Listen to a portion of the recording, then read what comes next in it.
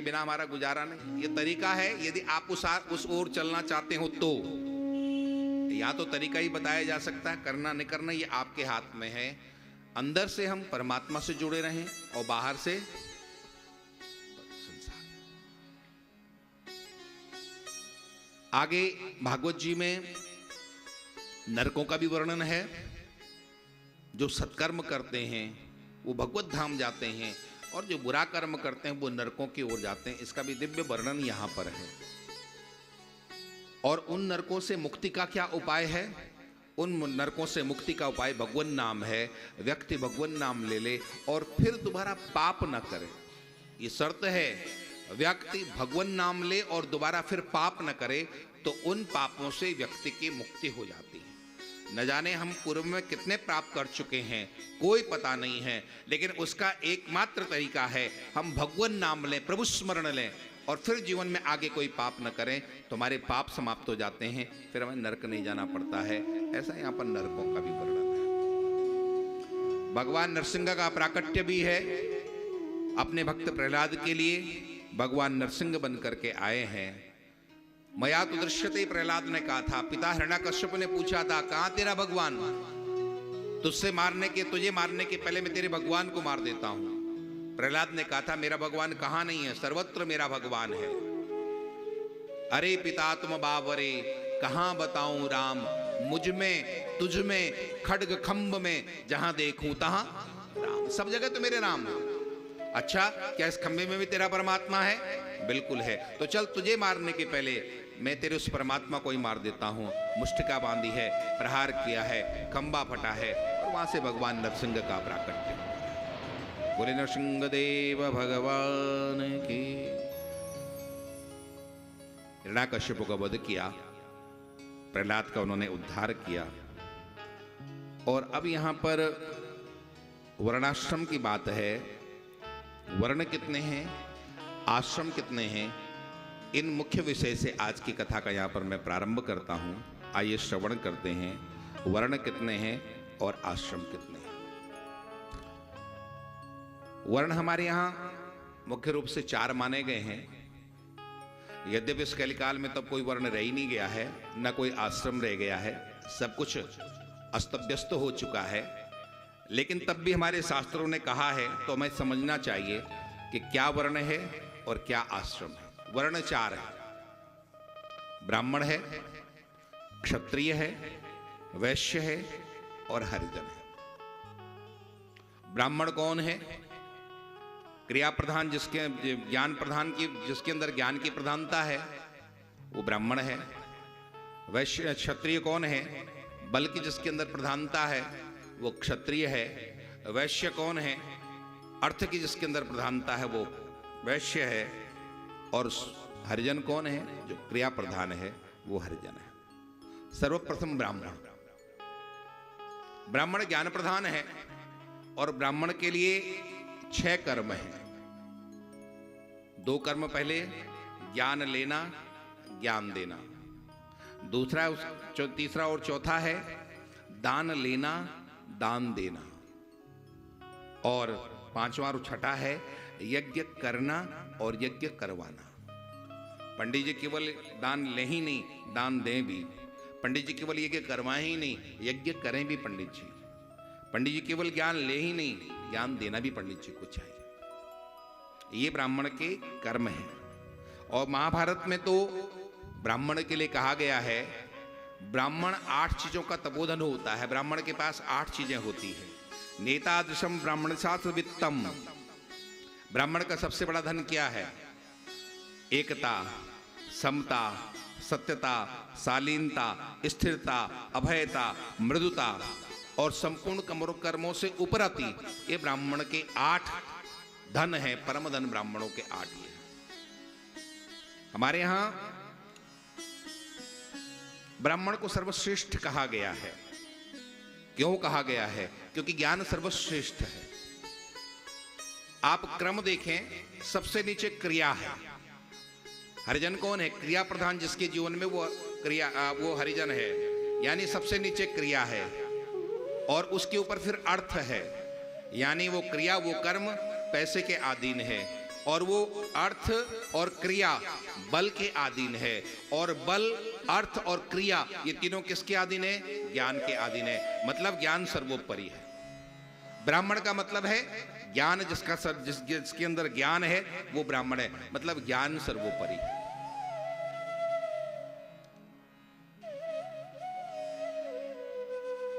हमारे यहां 12 प्रकार के मुख्य ब्राह्मण माने गए। श्री वृंदावन बिहारी लाल की जय। हमारे यहाँ 12 प्रकार के मुख्य ब्राह्मण माने गए हैं। कई विषयों के ज्ञाता को मिश्रा कहते हैं, अध्यापन कार्य करने वाले को उपाध्याय कहते हैं, ज्योतिष का कार्य करने वाले को जोशी कहते हैं, यज्ञ करने वाले को याज्ञिक कहते हैं, त्रिकाल वेद पढ़ाने वाले को त्रिपाठी तिवारी कहते हैं, वेदत्रय अध्ययन कराने वाले को त्रिवेदी कहते हैं, शास्त्र पढ़ने और पढ़ाने वाले को पांडे कहते हैं, द्विवेदों का पाठ करने वाले को दुबे द्विवेदी कहते हैं, और उपजीविका करने वाले को शुक्ल कहते हैं, 4 वेदों का पाठ करने वाले को चतुर्वेदी कहते हैं, हवन करने वाले को अग्निहोत्री कहते हैं, स्वाध्याय करने वाले को पाठक कहते हैं, और सभी ब्राह्मणों को शर्मा कह दिया जाता है। शर्मणा करके कहते हैं, शर्मा कह दिया। मतलब ये सब जो कार्य करे उनका नाम ब्राह्मण है।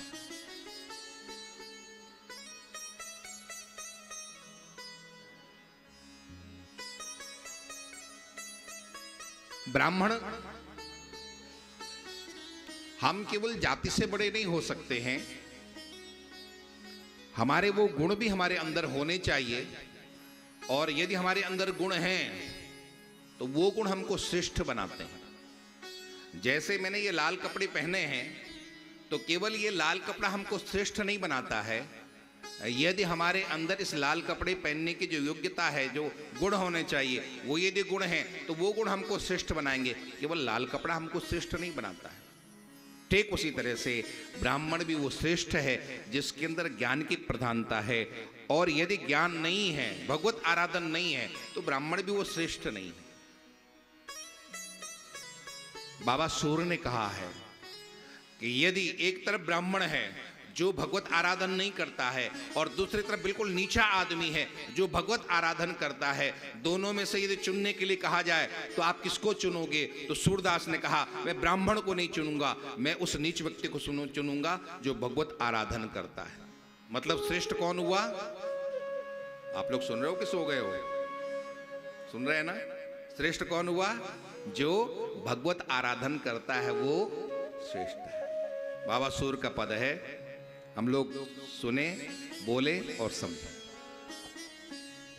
सोई भले वो जो राम गुण गावे, सोई भलो जो राम गुण गावे, सोई भलो जो राम गुण गावे, सोई भलो जो राम गुण गावे।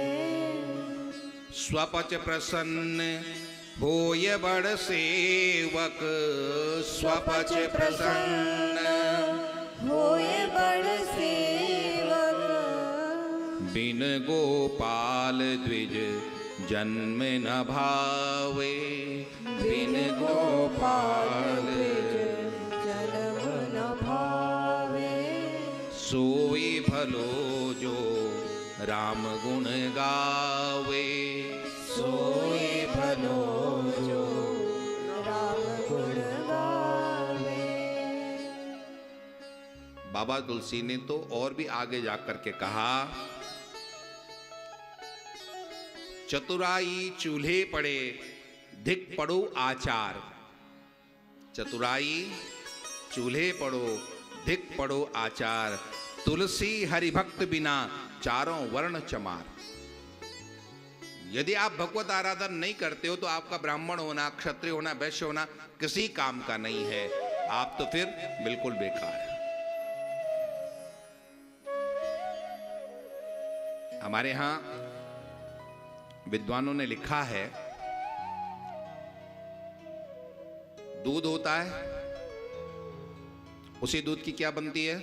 दही बनती है ना, दूध होता है, दही होता है, छाछ होता है, मक्खन होता है, और फिर मक्खन से क्या बनता है? घी बनता है। दूध, दही, छाछ, मक्खन और घी।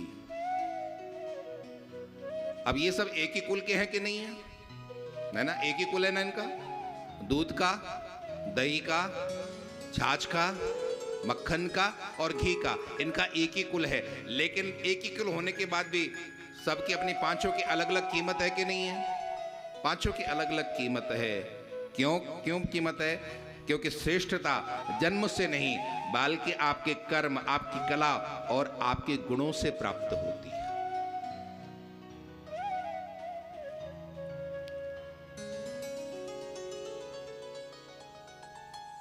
आप यदि सद्गुणी हैं तो आपकी जाति महत्वपूर्ण नहीं है, आप सर्वश्रेष्ठ हैं।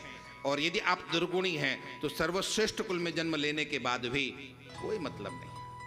आपने देखा रावण का जन्म किस कुल में था? आपको पता है? ब्राह्मण कुल में रावण का जन्म था। लेकिन रावण को हम लोग अच्छा मानते हैं? नहीं मानते हैं। आज भी रावण को जलाया जाता है, बुरा उसको रावण को माना जाता है। और वहीं हम वाल्मीकि मुनि की पूजा करते हैं। वाल्मीकि मुनि का जन्म बहुत छोटे कुल में था, लेकिन उसके बाद भी हम वाल्मीकि मुनि को पूज्य मानते हैं। कितना अंतर है! एक तरफ रावण है और दूसरा तरफ वाल्मीकि मुनि है। रावण ने ब्राह्मण कुल में जन्म लिया था, उसके बाद भी आज भी जलाया जाता है। और वाल्मीकि मुनि ने छोटे कुल में जन्म लिया था, उसके बाद भी आज भी उनको पूजा जाता है। क्यों? क्योंकि दोनों के गुणों में अंतर है। बात तो किरदार की है साहब, बात तो किरदार की है साहब, वरना कद में तो साया भी बड़ा होता है। किरदार की बात है, आप कैसे हैं ये महत्वपूर्ण है, आप कौन हैं ये महत्वपूर्ण नहीं।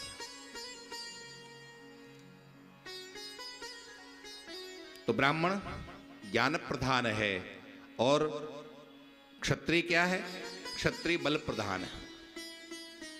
शौर्य, वीर्य, तेज, त्याग, दान, क्षमा, अनुग्रह, रक्षा, ये क्षत्रिय के लिए है। वैश्य कौन है? अर्थ प्रधान। आप सब लोग वैश्य हैं ना?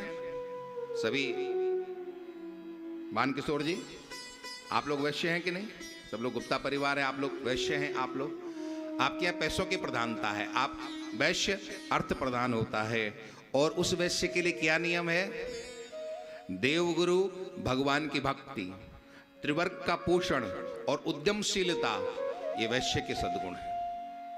और हरिजन की क्रिया प्रधानता है, पवित्रता, स्वामी की सेवा, ये हरिजन के लिए है।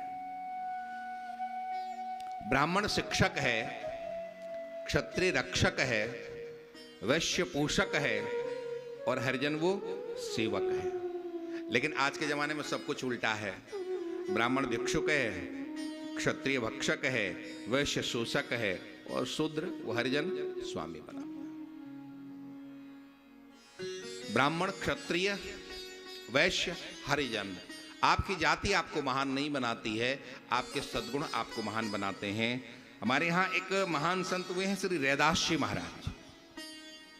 जाति से वो चर्मकार थे, जाति से श्रेष्ठ नहीं थे, लेकिन कर्म उनके इतने श्रेष्ठ थे कि आज भी हम रैदास जी को याद करते हैं। और आज भी एक बहुत प्रसिद्ध उक्ति उनके लिए कही जाती है, मन चंगा तो कठौती में गंगा। ये उन्हीं के लिए कहा गया है। कठौती थी उनकी, कौन सी कठौती? जिस कठौती में वो चमड़ा भिगोया करते थे।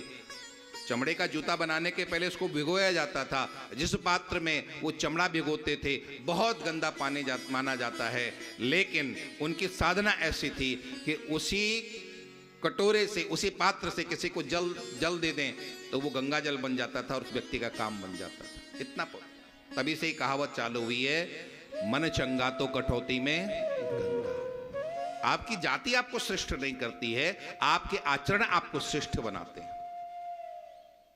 श्री रैदास जी महाराज के जीवन की घटना है।